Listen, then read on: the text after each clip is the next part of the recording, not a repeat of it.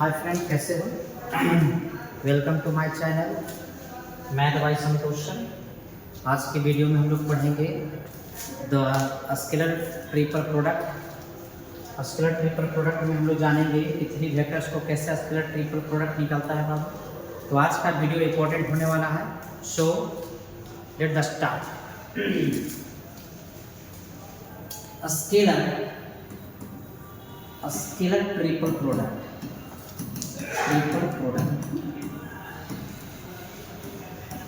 बाबू ध्यान दीजिएगा।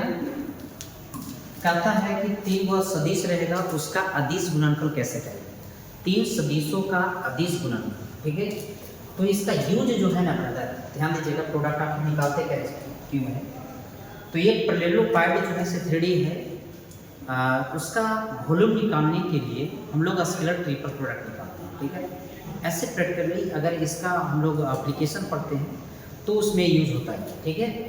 तो कहा कि स्केलर प्रोडक्ट में हम लोग पढ़ेंगे कि it is used for finding, ठीक है ना, फाइंडिंग वॉल्यूम, ठीक है, वॉल्यूम ऑफ पैरेललोपाइड,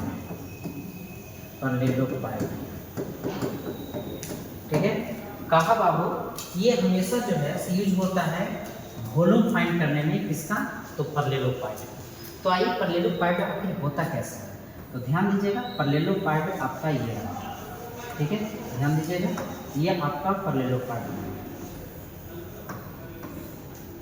क्या समझे, ठीक है। यदि हम इनिशियल पॉइंट, इस पॉइंट को मानते हैं कि इसका बाबू थ्री जो एडजेसेंट बाबू आपका तो इनिशियल पॉइंट वेक्टर निकला, उसको बोलते हैं हम लोग, ये आपका वेक्टर ए हो गया, ये आपका वेक्टर बी हो गया, ये आपका वेक्टर सी। आइए इसका जब पैरेललोपाइड का वॉल्यूम इक्वल टू 5 फार्मूला पूछेंगे, तो वॉल्यूम इक्वल टू फार्मूला हो जाएगा बाबू vector A dot vector B cross vector C. इसी को हम लोग बोलते हैं स्केलर ट्रिपल प्रोडक्ट। इसी को क्या कहते हैं, स्केलर ट्रिपल प्रोडक्ट, ठीक है। बात समझ में आया? चलिए, तो ये आपका जो है, इसमें हम लिख सकते हैं कि where vector A dot vector B cross vector C is scalar triple product. यानी यहाँ जो है से हम लोग देख रहे हैं कि बाबू ये थ्री वेक्टर्स दिया हुआ है, इसका ये अदिश गुणन है, ठीक है। तो अदिश गुणन है। अब इसको तो बोलते हैं स्केलर ट्रिपल प्रोडक्ट। इसका प्रॉपर्टी कुछ जान लेते हैं। इसका प्रॉपर्टीज में हम लोग बहुत सारा टॉपिक पढ़ेंगे बाबू। ये इस वीडियो में आप अंत तक बने रहिए, ताकि ये बोर्ड के हिसाब से, बोर्ड के दृष्टिकोण से बहुत इंपॉर्टेंट होने वाला है। सो चलते हैं इसकी प्रॉपर्टी की ओर, ठीक है। आइए थोड़ा सा इसको हम लोग मिनिमाइज करते हैं, ठीक है। इसमें क्या है बाबू, आते हैं इसका प्रॉपर्टीज। तो प्रॉपर्टीज किसका, स्केलर ट्रिपल प्रोडक्ट का। तो स्केलर ट्रिपल प्रोडक्ट कहता है, फर्स्ट में कहा कि बाबू vector A dot vector B cross C जो है इज एन स्केलर वेक्टर। सबसे पहले तो कहा कि इसका जो वैल्यू निकलेगा आपका कैसा निकलेगा, वो स्केलर निकलेगा, ठीक है। दूसरा पॉइंट हम लोग ये सीखेंगे कि vector A dot B cross C हम लोग क्या लिख सकते हैं, तो हम लोग इसको ऐसे लिख सकते हैं। ध्यान दीजिएगा, ये आपका एक छोटी सी बात समझ लीजिए। ये आपको मान लेते हैं कि ये आपका वेक्टर ए हो गया, ये आपका वेक्टर बी हो गया, और ये आपका वेक्टर सी हो गया। तो ये जो है सिर्फ क्लॉकवाइज डायरेक्शन में काम करता है। कौन सा डायरेक्शन में काम करता है, क्लॉकवाइज। यदि ए को बाहर रखेंगे तो बी और सी अंदर रहेगा, यदि बी को बाहर रखेंगे तो सी और ए अंदर रहेगा, ठीक है। आइए थोड़ा सा बताते हैं। ए बाहर रहा तो बी क्रॉस सी अंदर रहा। तो बोलो बच्चा, वेक्टर बी बाहर रहा तो अब कौन रहेगा, वेक्टर बी बाहर रहा तो सी क्रॉस कितना होगा, ए। तो vector C cross vector A, ठीक है। थर्ड में चलिएगा कि वेक्टर सी यदि बाहर रहा तो वेक्टर सी बाहर अगर रहेगा तो ए और बी आपका अंदर रहेगा क्रॉस के साथ, वेक्टर ए क्रॉस। बस में थर्ड में यदि आपसे बाबू ये कहता है कि यदि आपका जो है प्लेस चेंज हो जाता है, प्लेस चेंज हो जाता है, ठीक है, प्लेस चेंज हो जाता है, थोड़ा सा क्लॉकवाइज आकर के एंटी क्लॉकवाइज में चाहे उल्टा पलटा कुछ हो जाए तो डायरेक्शन चेंज हो जाएगा। देखिए थोड़ा सा छोटी सी बात समझ लीजिए कि vector A dot vector B cross vector C, ठीक है ना, इज इक्वल टू, यदि इसको चेंज करते हैं तो साइन आपका चेंज हो जाएगा, minus vector A dot vector C cross vector B का कहा कि यदि साइन चेंज होगा तो वैल्यू आपका सेम रहेगा बट साइन चेंज, ये प्लेस चेंज होगा। अब यहाँ से एक नया कॉन्सेप्ट निकलेगा, एक नया कॉन्सेप्ट निकलेगा, थोड़ा सा ध्यान दीजिएगा। तो नया कॉन्सेप्ट क्या निकला दोस्त कि vector A dot vector B cross vector C, minus में क्या चिन्ह आएगा, प्लस में vector A dot vector C cross vector B is equal to क्या होगा बताइए, 0। ये आपका इंपॉर्टेंट है, ठीक है, बात समझ रहा है कि नहीं? अब इसमें हम लोग चलते हैं फिर फोर्थ पॉइंट। तो फोर्थ पॉइंट में हम लोग चलेंगे।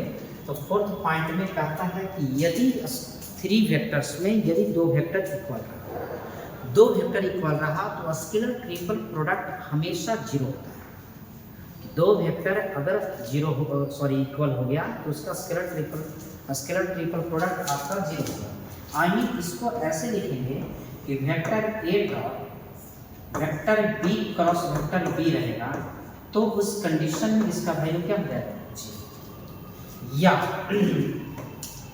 Vector A dot vector A cross vector B रहेगा तो इस कंडीशन में इसका वैल्यू कितना हो जाएगा, 0, ठीक है। 0 का कंडीशन ये होगा कि बाबू ए क्रॉस बी जो हो गया, ध्यान दीजिएगा, ए क्रॉस बी जो हो गया ये वेक्टर ए का भी परपेंडिकुलर है और वेक्टर बी का भी परपेंडिकुलर है। तो ये आपका पोजीशन वेक्टर हो गया और ये परपेंडिकुलर हो गया।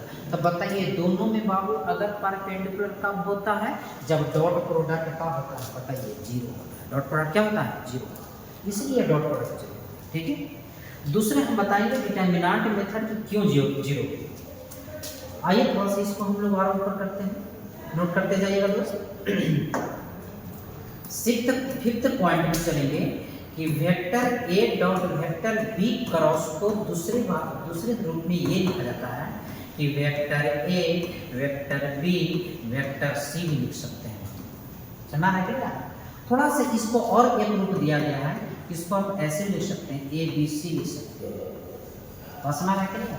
तो आपको एग्जाम में कहीं पर भी अगर ऐसा आता है तो समझ लीजिए कि ये जो लिखा रहेगा तो समझो कि बाबू ये, ठीक है। बाबू घबराने की आवश्यकता नहीं है बच्चा। आइए 6th पॉइंट। इस प्रकार से यदि हम आपसे पूछेंगे कि वेक्टर ए वेक्टर बी रहेगा तो क्या होगा, इसका क्या आंसर होगा? तो बोलिए कि जैसे ही रिपीटेशन, जैसे ही डबल वेक्टर, वैसे ही इसका वैल्यू कितना बाबू, 0। यानी इसका वैल्यू ए बी बी लिखो चाहे ए बी ए लिखो, इसका भी वैल्यू कितना होगा, 0 होगा। जहाँ बाबू डबल आया वैल्यू 0, तो कहे सर ट्रिपल रहेगा तो बाबू है 2 में 0 तो तीसरा में तो और 0, चलो बाबू तो 3 रहेगा तो 3 में रहेगा तो बड़का 0 होगा। लो बात समझा? चलो 6th पॉइंट। 7th पॉइंट में हम लोग चलेंगे।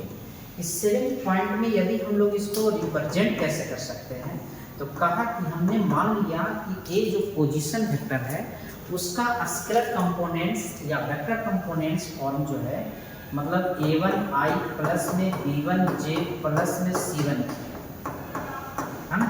Vector b is equal to a2i plus b2j plus में c2k